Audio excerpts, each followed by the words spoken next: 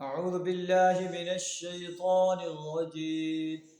بسم الله الرحمن الرحيم. إنما حرم عليكم الميتة والدم ولحم الخنزير وما أهل به لغير الله، فمن اضطر غير باغ ولا عاد فلا إثم عليه، إن الله غفور رحيم. صدق اللہ العظیم. سورہ البقرہ آیت نمبر 173 آپ کے سامنے تلاوت کی ہے. اس آیت میں طرف ارشاد فرما رہا ہے کہ کون کون سی چیزیں تم پر حرام ہیں.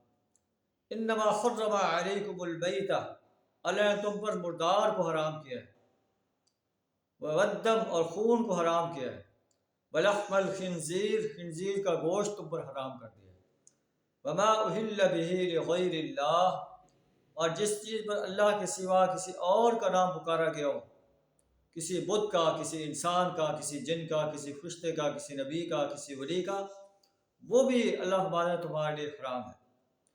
فمن اضطر غیر باغ ولا عاد فلا اثم علیہ، پھر جو کوئی مجبور ہو جائے اور وہ اس بار حرام کھانے کا خواہش مند نہ ہو، حد سے تجاوز کرنے والا نہیں ہے، فلا اثم علیہ، اس پر کوئی گناہ نہیں.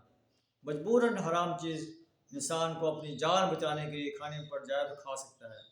ان اللہ غفور الرحیم، یقیناً اللہ بخشنے والا بڑا مہربان ہے.